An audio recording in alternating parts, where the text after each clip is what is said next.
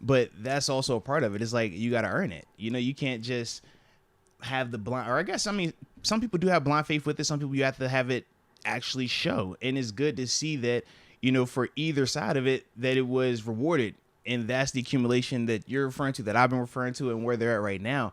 And to me, man, I think it's been the full job, man, whether you're talking the guys on the field and even coaching staff wise. Coach Tomlin, he was under fire for multiple times this season.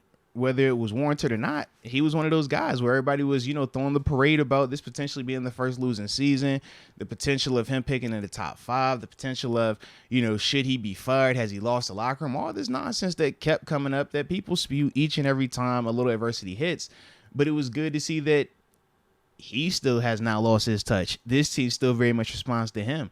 Matt Canada is a guy that's been heavily criticized. Gameplay. Does he know how to call the game? Does he have plays that can scheme guys open? Can he highlight Kenny's strengths and things like that? And I thought last night, once again, he did do that. And I don't know if you noticed, Deke, the jet sweep was fire last night, but the Derek Watt hit. Bro. Just know, the Derek Watt hit, bro. Yeah, he did it early. He was like, I'm not going to wait till the 4th. I'm going to hit you with this one off the... When the Derek White hit, bro, that's how you know it's going to be a great night, man. What'd you do? Take a shot of Tito's? I might have took a shot of something else, Not like that, but yeah. I had to make sure I clarify that. It was like, yeah, I probably shouldn't leave that open like that. But yes, man. Yes. But that's the thing, though, man. It was like when you can see just offensively, coaching element of, right, stuff that we've criticized them for. Guys over the middle of the field. Can you run the ball effectively? Can you have the element of surprise? If you're going to call certain plays when it's predictable, can you still execute them? Even in moments where we know, hey, man, we got to pick up a yard. The creativity. Okay, you go jet sweep one time. You go Derek Watt one time. You go the QB sneak with the push. Then you got the QB sneak with the Najee just altering and then pushing them. So it's like either way, it was good to see, them executing like that. And once again, how many weeks now can we point to this offense when we said, man, they've been able to sustain drives and move drives, or sustain drives and move the ball? And once again, we were seeing that at times yesterday as well, man. Double-digit play drives again. You talk about starting fast. Our first series was what? 17 play drive. Like, that's to start the game. So when we talk about execution, when you talk about understanding, when you talk about the first 15 plays being scripted, and at times we would criticize the lack of effectiveness early in games, the lack of having a drive that could potentially give you points, it was good to see that, yeah, we can continue to put those together.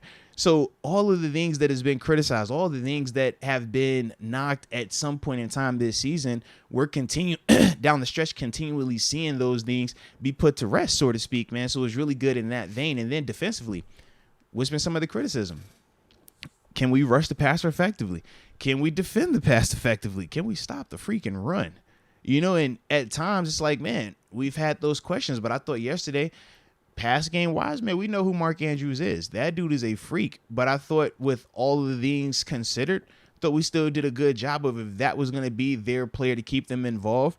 Hey, man, he made some plays, but as a whole, we didn't let him kill us in this game.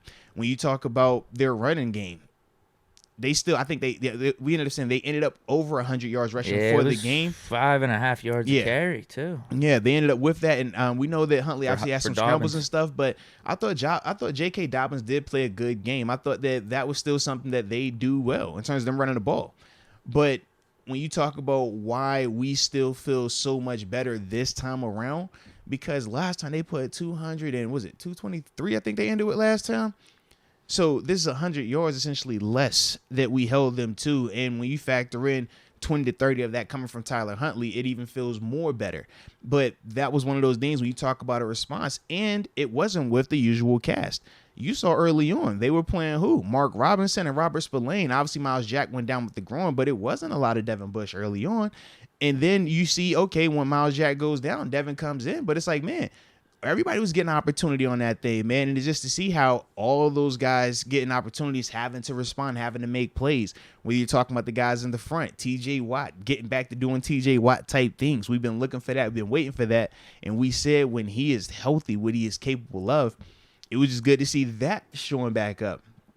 And just like I said, just across the board, man, the nastiness of a Minkah Fitzpatrick, man. How that dude just continues to just set that tone. To me, this is one of those just full team jobs, man. And even on the special teams, I know my man Boss, Y'all gonna put it on the Tucker effect, and if that's how we doing it, I get it. But he hit all the other ones. All right, and Presley ain't throw me nothing crazy out there either. So you know what? I felt pretty good. That's what I'm saying. Like it was the special teams coverage that got me irked. It was a missed tackle. That's the other part that always kills me. A dude missed a tackle and people start hollering about Danny Smith. I'm like, bro, how does Danny Smith get in trouble for the dude missing the tackle when the dude was unblocked? Schematically, he was in perfect position. You just gotta make the tackle. That's it. But I don't understand. That's a Danny Smith issue, man. Like. But I digress.